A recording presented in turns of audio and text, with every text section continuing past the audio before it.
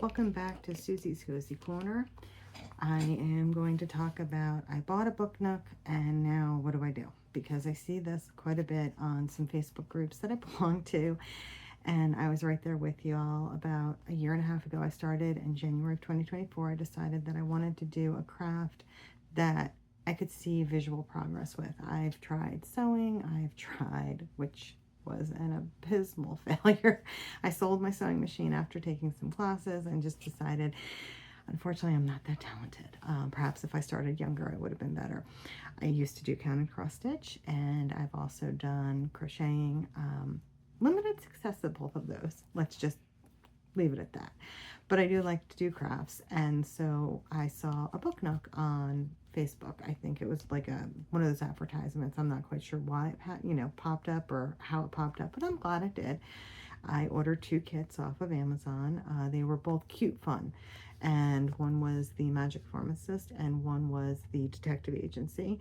And I didn't really know a lot at that point, manufacturers or tools or glues or really anything I kind of needed. I just said, I'm going to wing this, because there wasn't a whole lot of information out there, and I guess there still isn't, because it's probably the most frequently asked question is, what glue do I use? What tools do I need? What do I need to do to get started in this craft?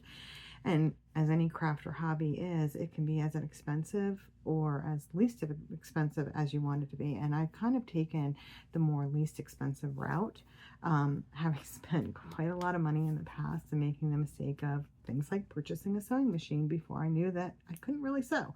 So if you're there with me, then welcome to the club. You're not alone. And so congratulations. Book nooks are fun. They are challenging in their own right. Some are more challenging than others for different reasons. It could be the number of pieces. Some of them can be upwards of 400 plus pieces. Some of them could just be challenging because their instructions are not great or the quality of the materials are not great. So the manufacturers that I choose to purchase from, either directly or through an Amazon store, are Cute Fun, Cute Bee, Fifi Joy, Roll Life, and Tona Cheer.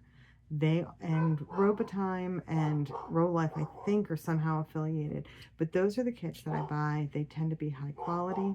If you hear a dog barking in the background, that's one of the fur babies. I apologize, but they're part of the family, and he has a big mouth, so you're going to probably hear him and perhaps his older brother, who sometimes just chimes in. So going back, so again, it's Cute Fun, Cute Bee, Robotime / Roll Life. Roll Life is the one I think that does most of the book nooks and the DIY houses, and then Tona Cheer. There are going to be other kits out there, and you're going to say, well, I see this kit. I see it on AliExpress. I see it on Temu. I see it on, Amazon. And they're all going to be different prices. I don't know what you call them, but it's almost like a counterfeit kit. And I learned the hard way. I had a greenhouse, I guess you could say, that I built. It was probably my 5th or 6th book nook, and I swear I almost threw this thing in the trash. I mean, every piece broke. I just was so fed up with it. My sister, who lives with me, told me to persevere, just finish it, and I did. I ended up building a roof out of popsicle sticks. I painted it, I kind of decorated it, I made it look nice, and I actually gifted it to her to thank her for, encouraging me not to quit. I ended up rebuying that kit, and I bought it as more of a name brand. I can't remember who I bought it from now, but be careful. Most of the names that you're going to see with the less expensive kits, and I don't know why they look very similar, tend to be, and I don't say this in a derogatory way, but they tend to have like a Chinese name. They don't have any other real name. I've even seen something that says generic name or no brand name on Amazon. And so if you see a kit that is on Amazon and it says Cute Bee and it's $50, which is about what their kits run, some of them are a little bit less, and then you see that almost identical kit for like $30, most times the price indicates the quality. I don't want to dissuade you from buying a less expensive kit. I know people have bought them. They've had much more success with them. It may be that I've only done 20 kits or 24 kits at this point, and they've done 60, and maybe they've got a better handle on how to get the pieces out of the boards without them breaking. I don't find that. So I'm just warning you that sometimes, you know, what you see is what you get. Okay, so without further ado, I'm going to tell you kind of what you need and why you need it. Because the first thing is the glues. And there are 3 glues and 1 super glue that I work with all of the time. The one that I work with the most is the B7000 glue. This is a fairly quick drying glue. It does allow you a little bit of movement to move things around, and it's a pretty strong hold. Great glue overall. I use this very much when I'm putting together pieces that will move, and I want a little bit more stability with them, even if they snap in tight, especially like the front cover of a book nook. This is great for.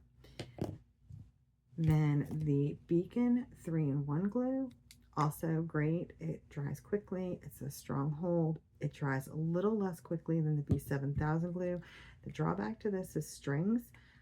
I will show you kind of how I dealt with strings. I've actually seen some people take some spooky, book nooks and incorporate the strings in as cobwebs. So Beacon 3-in-1 glue, Eileen's tacky glue.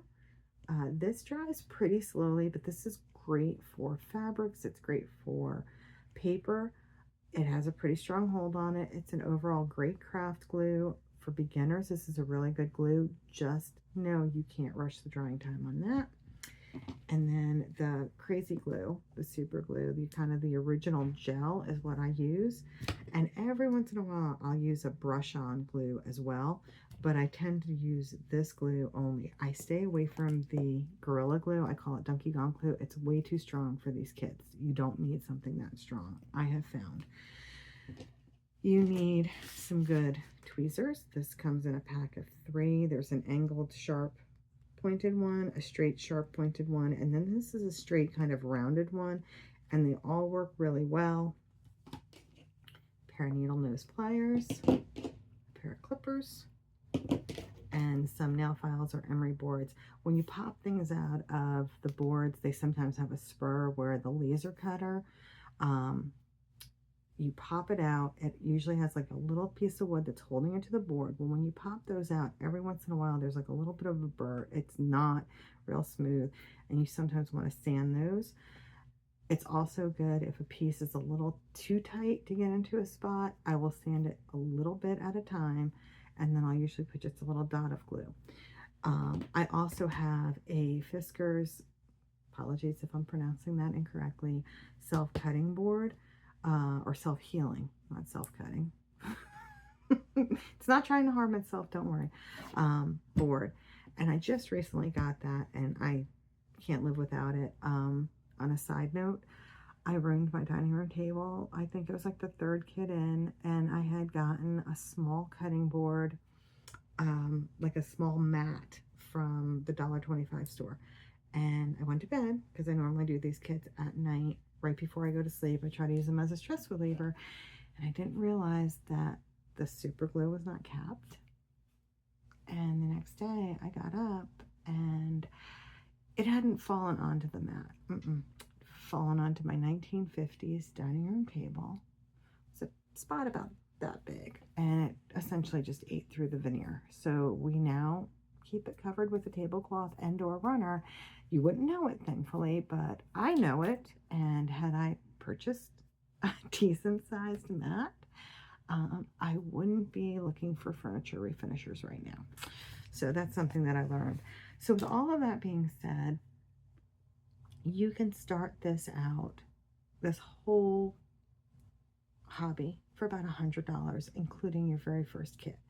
So I'm on Amazon. This is where I'm telling you that I purchased these items, and these are the prices as of today, which is September 22nd, 2025. The Super Glue Original, a 2-pack of just this, is $3.49. The Eileen's Tacky Glue is $2.54. The Beacon 3-in-1 is $8.25. Big bottle, lasts a long time. You can get 10 of these nail files for $3.99. Oh, I'm sorry, I forgot my X-Acto knife. The kit that I originally bought came with an X-Acto knife. I do still have it. I do still use it, but this is much better knife. This was $8.99. The cutting mat was $18.37. The tweezers were $5.99. And a pack of the B7000 glue, I believe you get 4 in a pack, it's $5.99.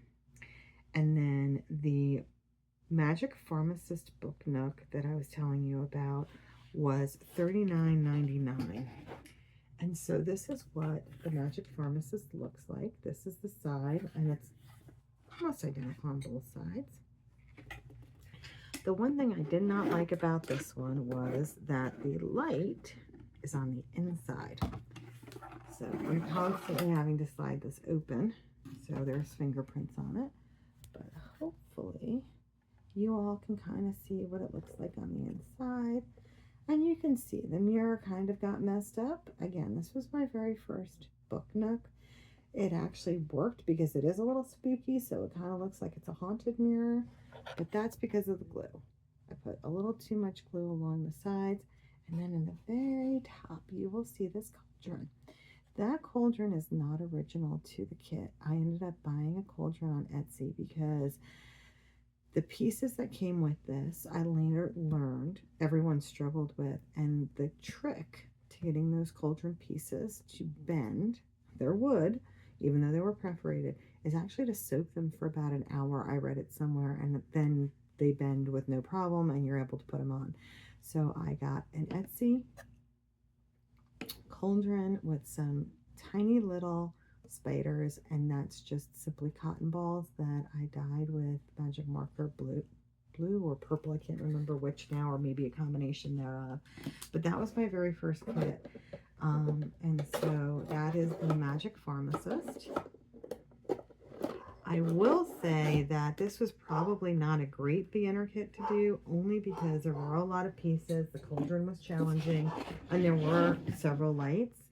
This is a cute, fun, and I believe this is called City Walk series. And there's a number of these houses. They only have one light, and you can kind of see up close. There's lots and lots of little details in this kit. The door opens. And even though that this kit looks more complicated, this kit, even though I've only done this one recently, would have been a much easier kit to start with. It was much more straightforward, only one light. The instructions and the pieces are very similar to a book nook. So don't be scared of these kits. If you like a book nook and you want something a little bit easier to start with, my suggestion actually would be to get one of these kits. It's a little bit wider than a book nook, but it is shorter, and they do have where some of these actually stack on top of each other. So with that being said, that is all you really need to do to start a book nook. Have fun with it. Pieces may break, and as you do the kits, you're going to have extra pieces. Always keep your extra pieces.